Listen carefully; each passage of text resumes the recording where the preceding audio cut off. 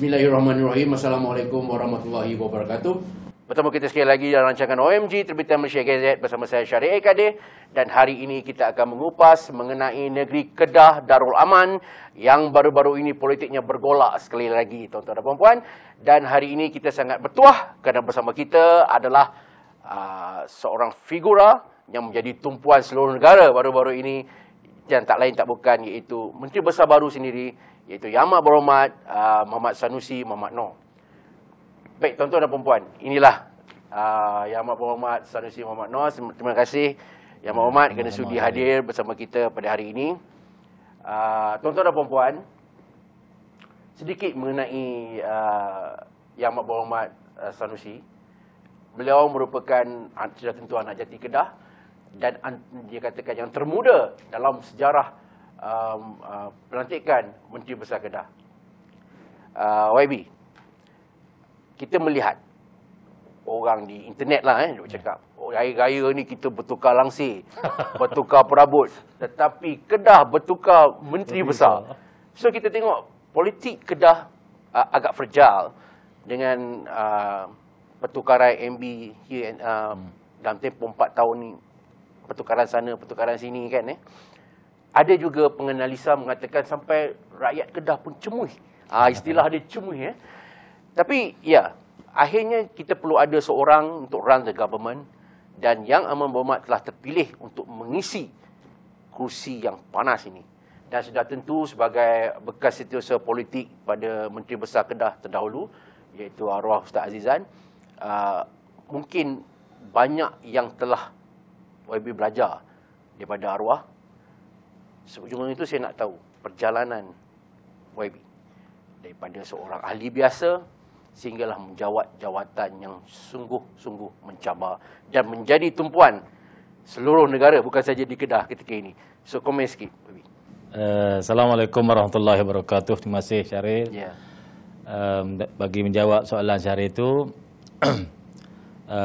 Kedah ni negeri secara tradisinya PAS kuat. Ada tokoh politik UMNO kata di mana ada padi, di situ ada PAS, di mana ada pondok, di situ ada PAS. Jadi padi dan pondok ni memang jenuh lah di Kedah. Saya ni berasal dari SIK, kawasan yang agak pedalaman. Tokoh-tokoh besar dari SIK ni ramai. Profesor arwah Profesor Datuk Syano Ahmad, orang SIK. Tan Sri Hamid Osman, orang SIK. Ada ramai lagi, Tan Sri Hanafiah bekas pengurusi tabung haji pun orang SIK, ramai. Tapi kemunculan tokoh-tokoh ini di luar pada SIK. Berbeza sikit dalam bidang politik ini, saya muncul di SIK. Kalau nak kita sorot perlibatan saya dalam politik ini, saya isi borang jadi ahli PAS masa umur 16 tahun.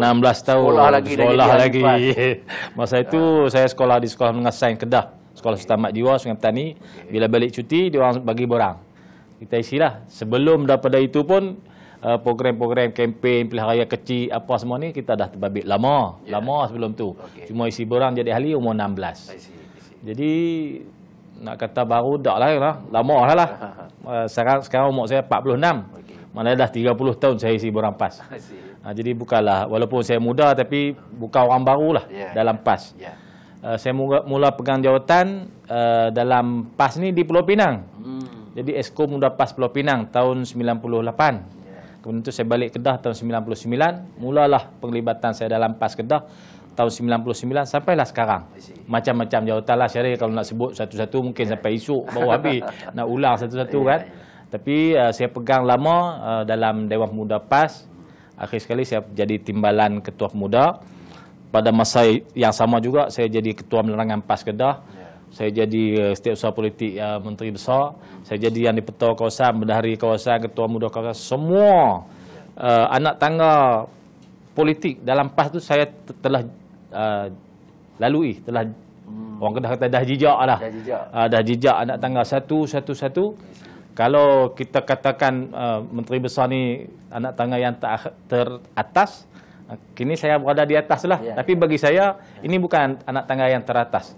Ada lagi anak tangga politik ni yang perlu saya jejak lah. Saya tak tahu jawapan apa, Ya, tapi ya. saya rasa ini bukan Ya, ya. penamat kepada penglibatan saya dalam politik. Saya berasal dari keluarga miskin. Bapa saya ni motong getah, naik petai, cari rotan, kerja buruh di kampung, buruh di Singapura, ambil upah menebas, cari ikan. Semua pak saya buat. Adik-beradik berapa Adik-beradik 13 orang. 13 orang. Mak saya kerja dengan Cina tanam ubi, Okay. cabut ubi, tanam ubi, menebas rumah, motong getah, semua mak saya buat. I see. Jadi background apa? Keluarga miskin inilah yang membentuk karakter politik saya. Okey. Ya. Mungkin saya boleh potong sikit. Maksudnya kesusahan dan kemiskinan itu bukan sesuatu yang asing bagi Yang Amat Berhormat. Ya, So dengan adik-beradik yang ramai, bagaimana ibu bapa yang bukan orang senang membesarkan Yang Amat Berhormat sehinggalah Yang Amat Berhormat sampai ke tahap sekarang, sudah tentu kesusahan denyut nadi masyarakat Kedah, golongan petani pesawah bukanlah sesuatu yang asing. Jadi sekarang ini Yang Amat Berhormat dipilih untuk berada di kursi untuk mengubah nasib rakyat Kedah. Bagaimana Yang Berhormat melihat benda itu? Monty saya boleh. Boleh? No problem.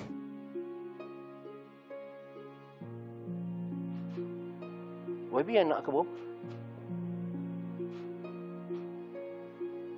You have a tissue?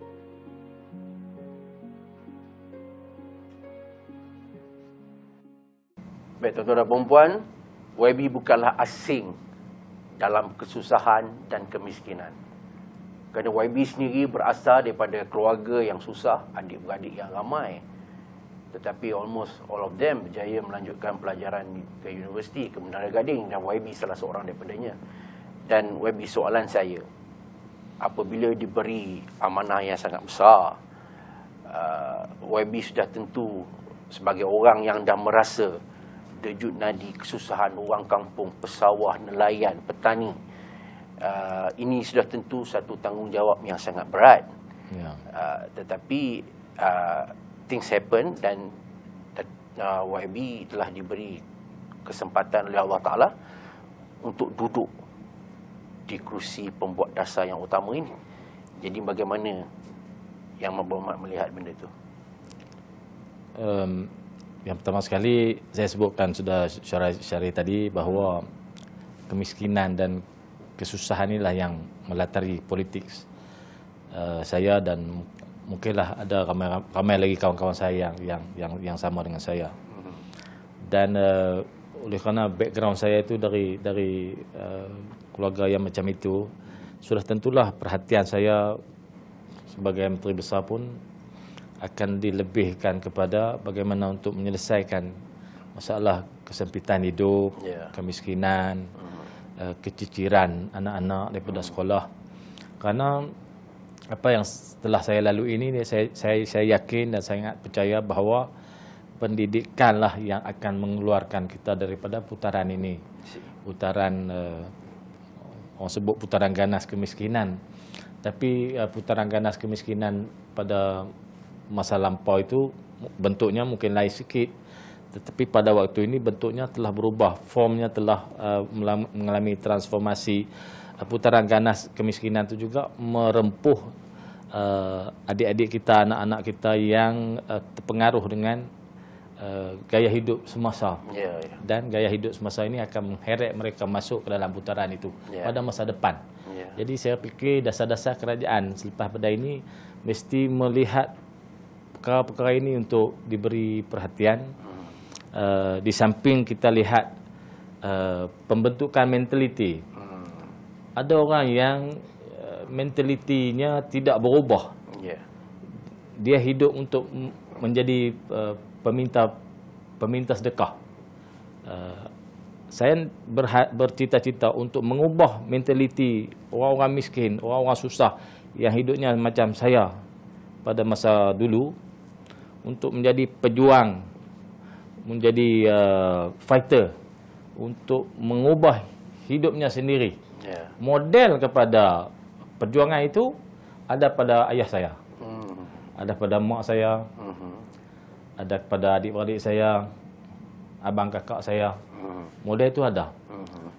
Kita keluar daripada kepungan kemiskinan, kepungan kesusahan itu dengan ilmu, dengan pendidikan, dengan susah payah lah, bukanlah senang-senang. Kalau kita stay untuk berharap kerajaan buat sesuatu tanpa kita sendiri yang turut cuba mengubah, saya rasa ini laluan yang sukar untuk kita capai matlamat kita. Saya rasa itulah jawapan setakat ini. Okey, Yang Berhormat, kita pergi ke soal politik sikit. Mungkin ramai yang di luar sana yang ada yang faham dan ada yang tidak faham. Apa sebenarnya yang berlaku yang sehingga rentetan-rentetan yang membawa kepada pertukaran menteri besar. Mungkin dalam bahasa yang mudah, mungkin Yang Berhormat boleh explain kepada pembaca dan penonton kita di luar sana, apa sebenarnya yang berlaku dalam politik Kedah ni? Jawapan saya mudah, Syaril. Dulu mula-mula orang tanya saya Kedah tak berlaku berubah. Johor dah berubah, Negeri Sembilan berubah, Melaka berubah, Negeri Sembilan belum. Perak berubah. Saya jawab, durian tak luruh lagi. Kan? Kalau kita pikai mungkin tak boleh makan, tak masak, belum tak ada isi lagi. Jadi yang berlaku baru-baru ni ialah durian dah luruh. Jadi bila durian dah luruh, berlakulah proses ni. Orang pi kutip, orang belah, orang perisi, orang buat serawak, orang makan. Ini proses-proses bila durian luruh. Kita ambil masa yang panjang. 2 bulan beza dengan Johor. Johor yang mulakan. Kita ambil masa yang panjang, tak mau gopoh, tak mau menimbulkan kerisauan, keresahan di kalangan rakyat. Saya yakin kalau kita terlalu pulun dalam politik, nak perubah orang, nak ambil kuasa, nak tukar kerajaan ni, rakyat akan cemuih. Seperti yang Syaril kata tadi. Saya nak elak rakyat cemuih. Dan kita nak didik rakyat, biarlah proses politik ni berlaku secara alami. Bukanlah kita di rekayasa keterlaluan sehingga menyeret rakyat masuk dalam kancah ini. Rakyat boleh maintain jalani kehidupan masing-masing, biar orang politik buat adjustment sikit-sikit, walaupun lambat, akhirnya jadi apa yang kita nak. Puncanya lah pergeletan dalam Pakatan Harapan. Bukan kegelojohan, bukanlah kerakusan PAS ataupun rakan-rakan yang membentuk Perikatan Nasional. Tapi perebutan berantakan dalam Pakatan Harapan yang menyebabkan durian tu luruh. Itu bahasa mudah dia. Itu bahasanya mudah. Bahasa mudah dia, durian nak luruh. Dah luruh. So kita kena perisi, kita kena apa dah. Baik, Yang Berhormat, kita tahu bahawa Yang Berhormat adalah bekas setiausaha politik kepada bekas Menteri Kedah juga, Menteri Besar Kedah juga, itu Alhamdulillah Ustaz Azizan. Sejauh mana gaya kepimpinan, style arwah ni mempengaruhi Yang Berhormat dalam politik ini? Ada orang kata serupa, Tan cengih tu. Tapi saya rasa tidak, sebab saya kurang sikit lah. Tak cengih sangat macam Ustaz. Background sama. Saya orang miskin, Ustaz orang miskin. Ustaz jadi anak yatim umur 11 tahun. Dia tinggal dengan mak dia. Kemudian dia tumpang pak saudara dia. Dia anak yatim umur 11 tahun. Saya bukan anak yatim, tapi saya miskin. Background sama. Pengajian lain. Ustaz pergi Mesir, kemudian pergi London. Dia dicelup di dua benua. Di Al-Azhar, kemudian di London, di University of Kent. Saya mengaji lokal ya. Sekolah kampung, sekolah menengah agak keluar di Sungai Petani. Saya rasa Sungai Petani ada keluar pada sik tu, tempat saya yang pertama ialah Sungai Petani lah. Tak pernah keluar. Telefon, saya pegang telefon. Masa umur saya tingkatan 3. Kali pertama pegang gagang telefon dan ada nombor untuk didial masa umur saya 15 tahun. Saya dial nombor sekolah. Minta keputusan SRP sebab saya tak bayar yuran. Sebab saya tak bayar yuran, saya tak boleh ambil result. Jadi cara nak tahu SRP saya cari nombor telefon sekolah. Saya keluar pagar balik daripada pejabat tu. Saya tanyakan kawan, ada nombor telefon sekolah? Dia kata ada. Itulah nombor telefon pertama yang saya ada untuk saya dial. Gunakan telefon. Umur 15 nak ambil result SRP. Kani itu beritahu dapat 6 agregat, boleh masuk tingkatan 4. Itu telefon pertama saya. Itulah background saya, jauh sangat dengan dengan kehidupan. Mungkin YB boleh berkongsi apa yang YB boleh belajar daripada kepimpinan arwah. Banyak, Syarif, banyak sangat. Penegasan pertama Ustaz bila jadi kerajaan, bila jadi menteri besar ialah kita nak tolong anak yatim, ibu tunggal, orang miskin. Itu yang pertama. Okay. Ustaz baca ayat Quran daripada surah, saya tak ingatlah. Okay. Tapi cerita pasal orang Mekah yang mengharapkan orang Madinah berjuang untuk selamatkan diorang lah. Selamatkan diorang daripada pemerintahan yang zalim di Mekah.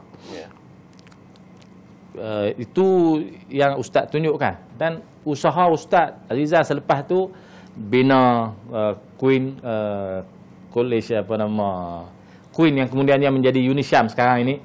Ini adalah model Ustaz Azizan untuk ubah Kedah.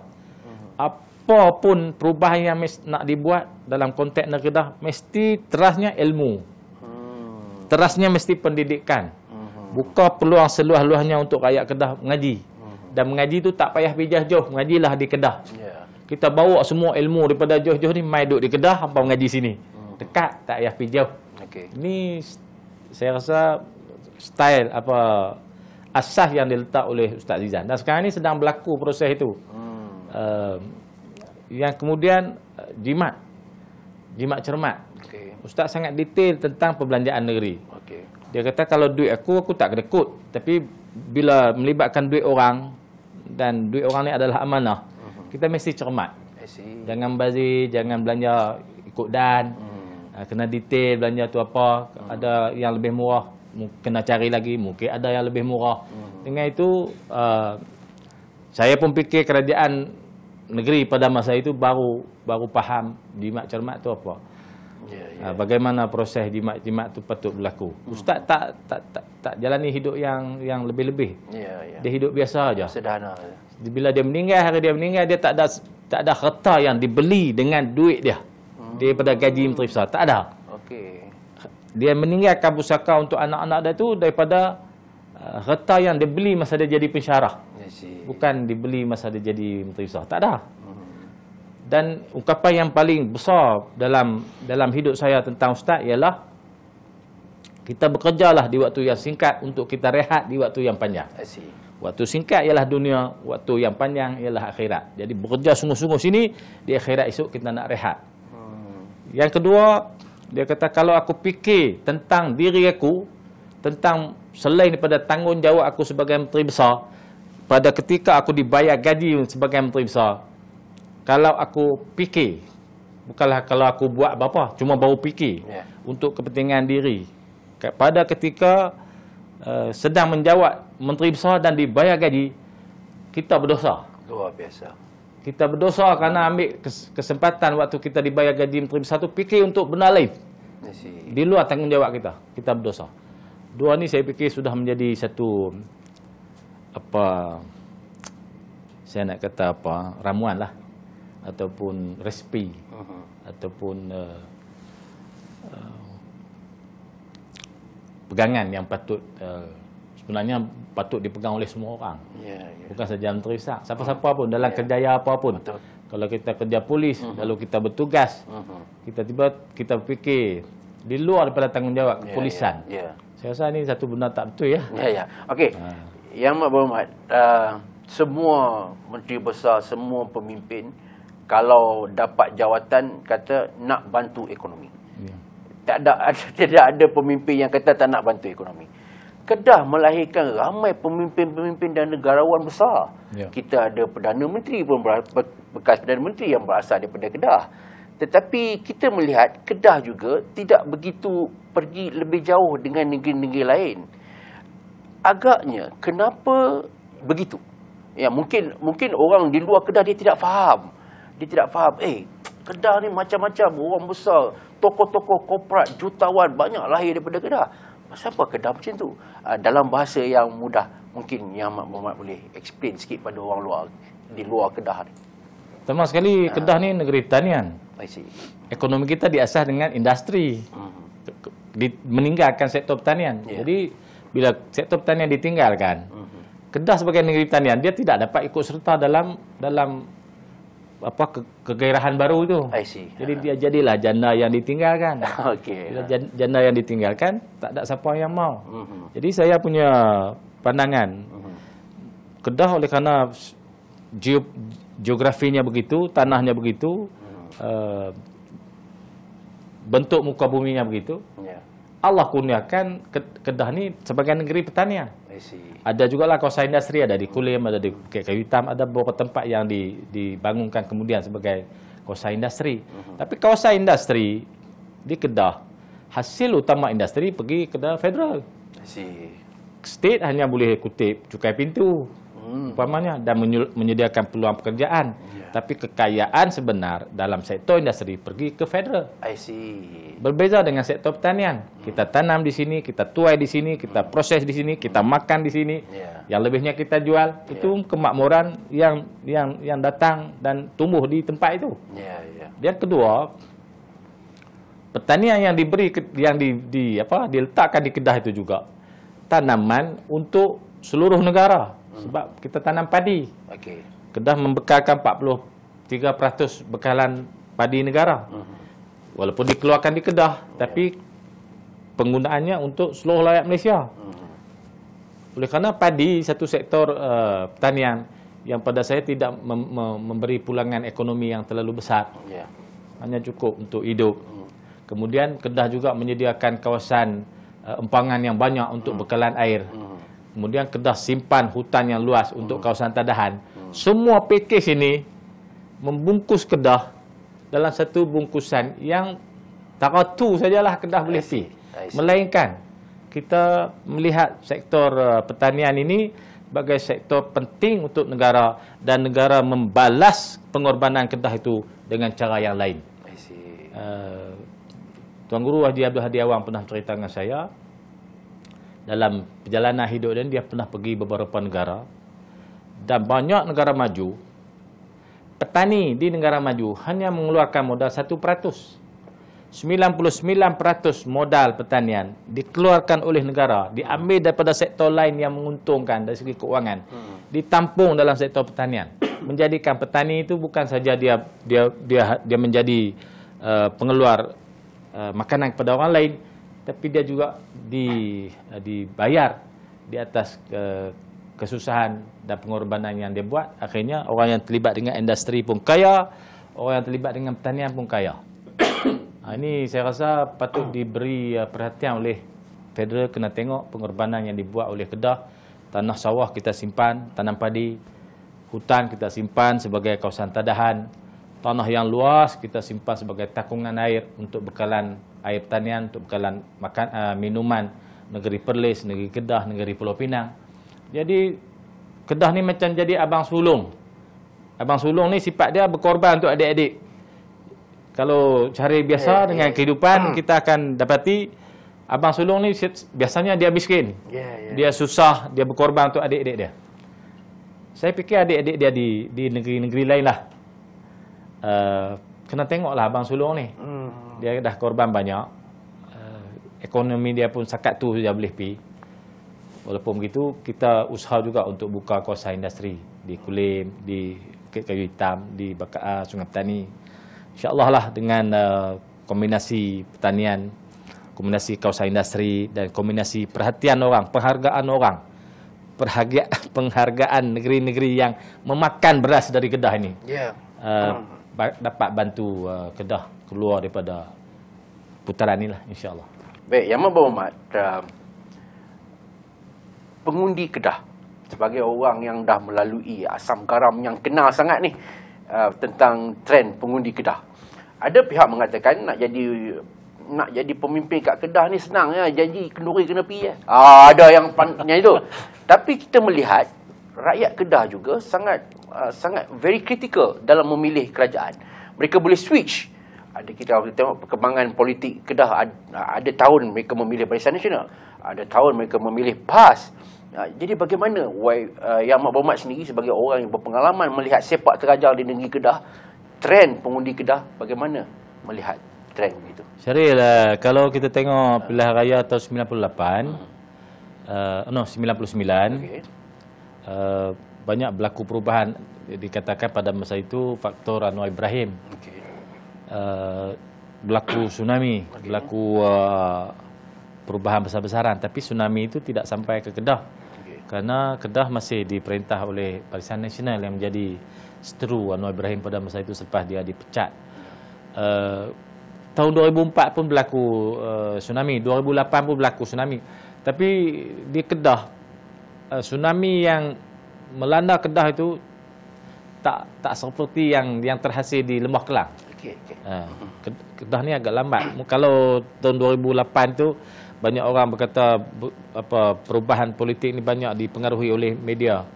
Masa itu ada blog, media. Masa itu tak dipanggil media baru lagi, dipanggil media apa entah. Tapi masa itu Kedah belum, baru 32% pengaruh media baru ni memberi kesan pada Kedah. Boleh lagi lambat, ke atas lagi lambat. Politik kita berubah, Syaril. Dulu PAS UMNO. Kalau tak dapat kat PAS, dapat kat UMNO. Tapi PAS hanya boleh ambil Kedah jadi kerajaan tahun 2008 berpakat dengan Pakatan Rakyat. Ada DAP, ada PKR tahun 2008. Sebelum pada itu PAS masuk kerajaan pusat bersama Barisan Nasional, bersama Perikatan tahun 73, selepas 13 Mei tahun 70 Mageran. Tahun 73 PAS masuk Barisan Nasional, PAS masuk Perikatan, kemudian tu tubuh Barisan Nasional sampai tahun 78. Itu pengalaman PAS jadi kerajaan bersama dengan UMNO, bersama dengan MIC dan MCA. Kemudian tu berpecah sampai tahun 2008. 30 tahun barulah peristiwa itu berulang lagi. Saya fikir bukan saja di Kedah, mungkin juga di negeri-negeri lain, pola politik akan datang tidak lagi berbicara tentang pertemuan dua blok. Dia akan jadi banyak blok yang boleh bekerjasama selepas pilihan raya untuk membentuk kerajaan dan membentuk pembangkang. Pola ini dah berubah. Tidak lagi kalau tak mau UMNO, unilah PAS. Kalau tak uni PAS, unilah UMNO. Ataupun Pakatan Harapan. Dia tidak akan menjadi macam tu lagi. Akan jadi macam tu lagi. Akan jadi macam tu lagi. Dia akan bercantum selepas pilihan raya, melihat kepada kepentingan-kepentingan pada masa itu. Pada masa sekarang ini, PN terbentuk kerana DAP tak dapat diterima oleh orang Melayu. Sikap DAP, rasism, tindakan-tindakan, kulusan-kulusan, kenyataan-kenyataan pemimpin DAP tak dapat diterima oleh orang Melayu. Maka pola politik ini berubah dan mencantumkan parti-parti teras Melayu untuk membentuk kerajaan yang dipanggil Perikatan Nasional. Tinggal parti-parti yang 100% DAP, kemudian parti-parti yang bergantung dengan DAP seperti Amanah dan juga PKR di luar kerajaan. Saya fikir proses ini akan berlaku lagi sehingga berlaku satu kematangan kepada pergerakan politik dan pada masa itu rakyat akan ada pendirian yang jelas. Satu kenyataan yang dibuat oleh tokoh-tokoh politik ini ialah kononnya PN ini berlawanan dengan mandat rakyat yang memilih PH. Sebenarnya rakyat bukan memilih PH, rakyat memilih wakil rakyat. Saya mengundi Syaril sebagai calon PAS. Syaril lah yang bertanggungjawab untuk membentuk apa-apa gabungan untuk menjadi kerajaan. Saya memilih Syaril. Ataupun Syaril mengundi saya.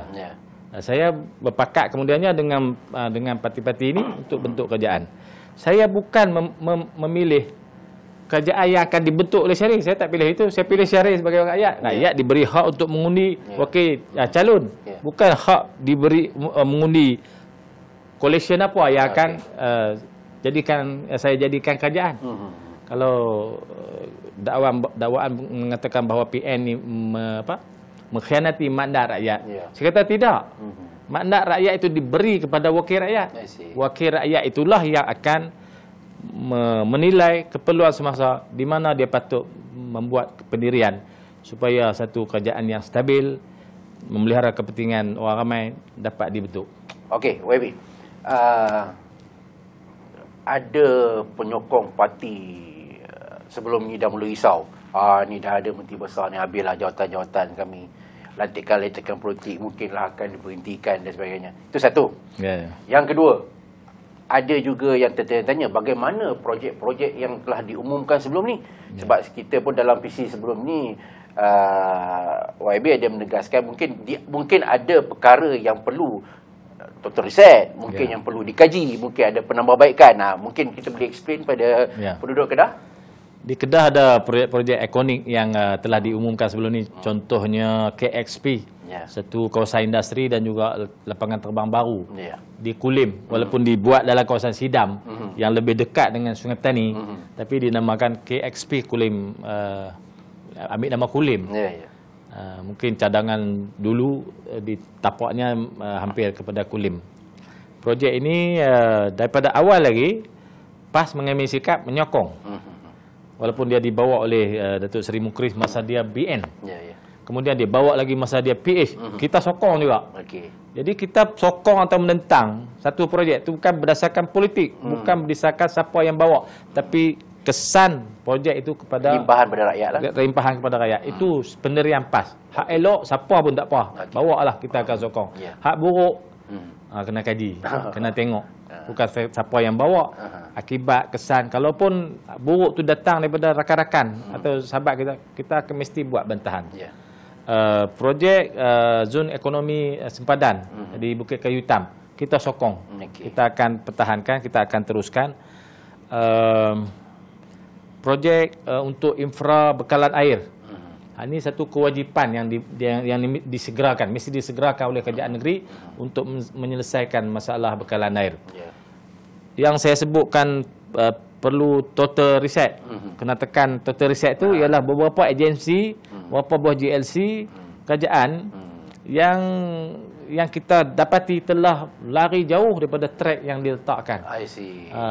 Saya tanpa perlu menyebutkan agensi terbabit. Saya fikir rakyat Kedah tahu. Agensi itu ditubuhkan pada zaman 2008 masa Tan Sri Azizan jadi Menteri Besar.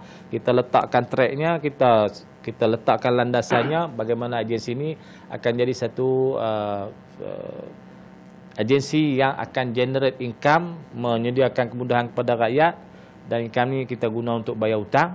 Akhirnya dia lari pada track dia menjadi agensi yang kini banyak berhutang. Jadi saya rasa inilah agensi yang kena total reset. Dan kita sedang memulakan proses seperti itu. Baik tuan-tuan dan puan-puan, begitulah tadi kita temu ramah kita dengan Yang Amat Berhormat Menteri Besar Kedah yang baru, iaitu Saudara Muhammad Sanusi Mahmad Noor. Baik tuan-tuan dan puan-puan, Kedah adalah sebuah negeri yang cantik, penduduknya ramah tamah. Dan seperti yang disebut oleh Yang Amat Berhormat Menteri Besar Kedah tadi, dia juga abang. Dia banyak berkorban. Kedah ni dia banyak berkorban untuk negeri-negeri jiran dan sebagainya. Baik, soalan saya yang terakhir. Kerusi Menteri Besar Kedah, semua orang tahu sangat panas dan dia sangat fragile. Tetapi sebagai orang yang dah pernah menempuh sepak terjang dalam dunia politik, bermula dari umur 16 tahun tadi, seperti mana yang Amat Berhormat beritahu tadi. So bagaimana kesimpulannya YB? Maknanya kedudukan YB ini kemungkinan akan kekal lama, dan kemungkinan juga akan menempuh nasib seperti mana menteri-menteri besar Kedah yang lain yang sebelum ini. Jadi bagaimana sebagai kesimpulan pada interview kita ini, apa yang YB hendak bagi tahu kepada rakyat Kedah tentang pelantikan YB ini? Ya, Syarif, kedudukan saya ni ditentukan oleh rakyat lah. Saya sendiri tak boleh lantik diri saya jadi MB kan. Bila parti saya menang ataupun gabungan saya pilih dan saya diangkat, saya syukur, alhamdulillah, saya diberi peluang untuk berkhidmat, untuk mencurahkan bakti, untuk cuba adakah cara yang akan kita bawa nanti akan membuahkan hasil yang dipahami, yang dapat dirasai oleh rakyat. Ataupun pada masa depan akan datang lagi tokoh-tokoh yang lebih baik daripada saya, yang hebat, yang visionnya dapat dirasai dengan jelas. Saya fikir tak ada masalah, bukanlah satu masalah kepada sesiapa pun bila kita memberi peluang kepada orang yang lebih baik untuk memimpin kita. Ya. Saya sedia untuk menjadi pengikut sesiapa saja yang lebih baik pada saya, untuk bawa Kedah keluar daripada kemelut kemiskinan, dapat capai satu potensi ekonomi, satu keadaan masyarakat yang lebih baik. Dan saya nak bina satu perspektif baru tentang pembangunan di Kedah. Mungkinlah walaupun Kedah tak kaya, tapi kita tinggi dengan kasih sayang, kita tinggi dengan happiness, dengan kegembiraan, dengan kebahagiaan. Saya rasa ini satu benda yang lain daripada yang lain, yang patut diberi nilai yang sewajarnya. Kalaupun kita tak dapat jana wang ringgit, kawan saya kata dinar dan dirham, tapi kita dapat membawa kebahagiaan, membawa ketenangan, membawa kemakmuran. Walaupun tak berlaku kemakmuran fizikal, tetapi berlaku kemakmuran dalam hati kita, dalam nurani kita, bahawa kita telah ada apa saja yang kita perlukan di dunia ini. Kita telah puas dan kita capai bahagia dengan tidak memiliki harta benda yang banyak. Saya rasa itu pun satu kemajuan yang patut diberi penghargaan, patut ada nilainya. Satu lagi, kekeluargaan, kasih sayang. Saya rasa dalam mengejar ekonomi kebendaan yang keterlaluan ni, kita dah tinggal banyak perkara-perkara yang patut diberi perhatian. Kita hilang kasih sayang, kita hilang hormat menghormati, kita percaya benda-benda palsu, kita suka burukkan orang, kita fitnah orang. Ini semua bala bencana yang datang bersama dengan kunonnya kemajuan ekonomi. Saya rasa ini bukanlah satu kemajuan yang benar, yang betul, yang patut kita kejar. Walaupun kita tak capai pertumbuhan, tak capai growth yang diangka-angkakan sebagai satu petunjuk kemajuan. Tapi kalau kita berjaya mengekang fitnah yang menular, mengekang hasad dengki yang berleluasa, kita berjaya mengekang anak-anak yang hilang hormat kepada ibu bapa, kita berjaya menghalang perkara-perkara buruk daripada merebak dalam masyarakat kita. Saya rasa ini pun satu perkara yang boleh dinamakan kemajuan dan pembangunan yang patut kita usahakan. Baik tuan-tuan dan puan, begitulah tadi temu bual kita panjang lebar dengan Menteri Besar Kedah yang baru, iaitu Saudara Sanusi Mak Noh. Dan tahniah kepada negeri Kedah, tahniah kepada rakyat Kedah, tahniah kepada kerajaan negeri Kedah kerana anda telah memilih seorang pemimpin yang sangat dinamik, yang boleh merasai denyut nadi kesusahan dan keperitan rakyat. Dan hari ini beliau berada untuk memperjuangkan nasib tuan-tuan dan puan-puan sekalian. Baik, kami di Malaysia Gazette ingin mengucapkan selamat Hari Raya, maaf zahir batin. Semoga kita bertemu lagi di masa akan datang. Sekian, wabillahi taufiq wa hidayah. Wassalamualaikum warahmatullahi wabarakatuh. Waalaikumsalam.